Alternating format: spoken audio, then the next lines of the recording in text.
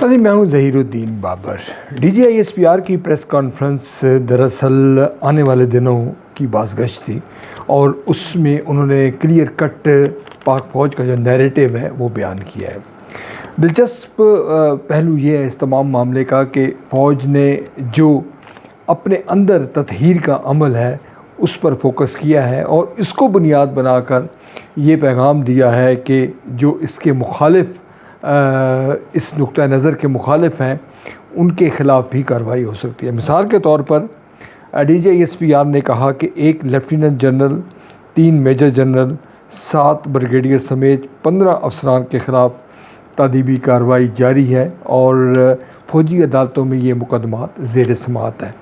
یہ press conference ایک ایسے موقع پر ہوئی ہے جب سپریم کورٹ میں سولینز کے خلاف فوجی عدالتوں میں کیس کی سماعت جاری ہے۔ چیف جسٹس نے اس ضمن میں کہا ہے کہ امید کی جانی چاہیے کہ جب تک اس اہم مقدمے کا فیصلہ نہیں ہو جاتا اس وقت تک فوجی عدالتوں میں سولینز کا جو ٹرائل ہے وہ نہیں ہوگا۔ سپریم کورٹ کی یہ خواہش یا چیف جسٹس صاحب کی یہ درخواست کا معاملہ تو الگ ہے، مگر یہ جو آج پریس کانفرنس ہوئی ہے اس پر تجزیہ نگار و مبصرین اس کو مختلف زاویوں سے جوڑ رہے ہیں۔ مثال کے طور پر ایک بات تو ہمیں واضح طور پر دکھائی دیتی ہے کہ جو پاک فوج ہے وہ کسی طور پر 9 مئی کے جو کردار ہیں، جو ان کے پیچھے جو لوگ ہیں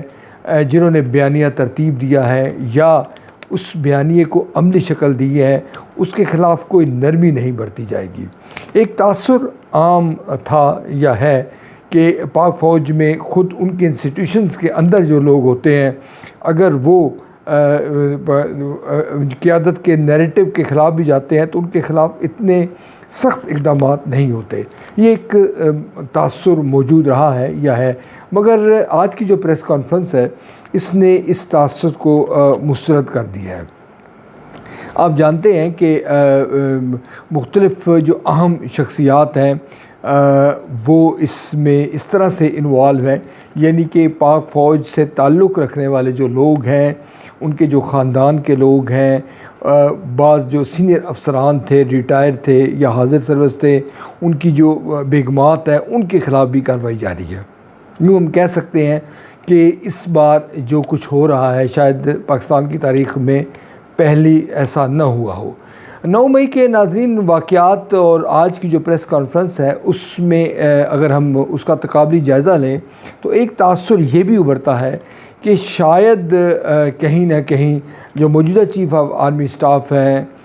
جنرل عاصم منیر، ان کے خلاف بغاوت کرنے کی کوشش کی گئی۔ یعنی کہ یہ جو افسران کے خلاف کارروائی ہوئی ہے تو بظاہر ہمیں یہی لگتا ہے اور شاید حقیقت بھی یہی ہے کہ ان افسران نے پاک فوج کی جو قیادت تھی اس کا جو نیریٹو تھا اس کے خلاف جا کر کوئی منصوبہ بندی کی ہے یا اس منصوبہ بندی کا حصہ بنے۔ یقیناً یہ معاملہ خطرناک اس لحاظ سے ہے کہ آپ جانتے ہیں کہ پاکستان ایک ایٹمی قوت کا حامل ملک ہے اور ہمارا جو دشمن ہے وہ یہی خواہش رکھتا ہے، اس کی یہی تمنا ہے کہ وہ پاکستان کے متعلق یہ تاثر دے یا پاکستان کے متعلق یہ امیج ابھارے کہ پاکستان ایک ذمہ دار ریاست نہیں ہے، لہٰذا اس کی جو نیوکلیر صلاحیت ہے وہ اس کے پاس نہیں ہونی چاہیے۔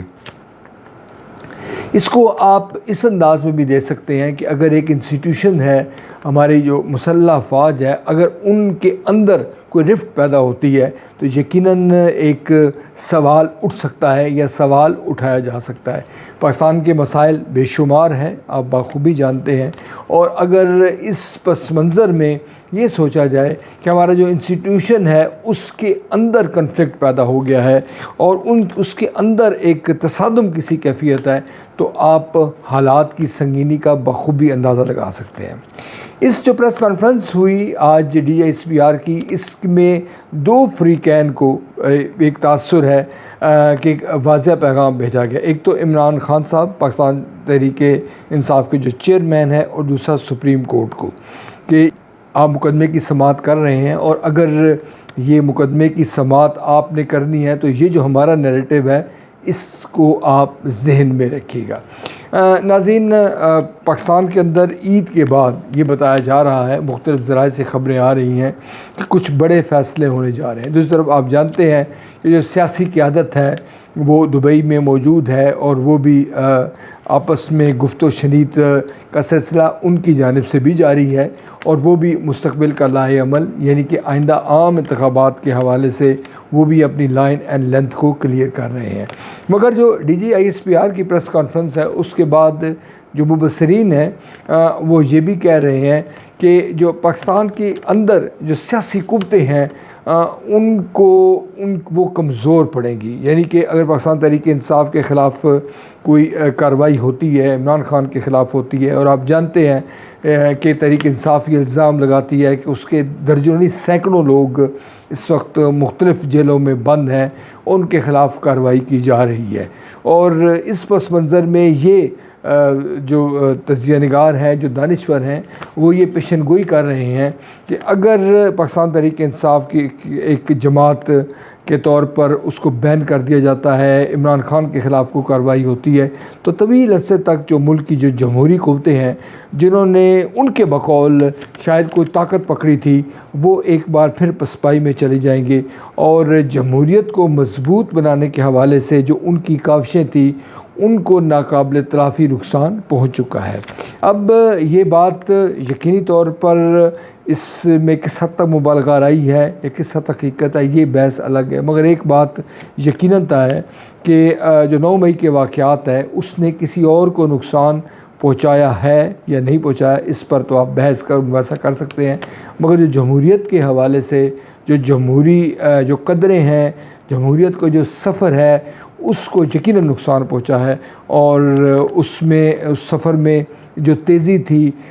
جس طرح سے جمہوریت پسند لوگ آگے بڑھ رہے تھے، ان کی کاوشیں بھی متاثر ہوئی ہیں۔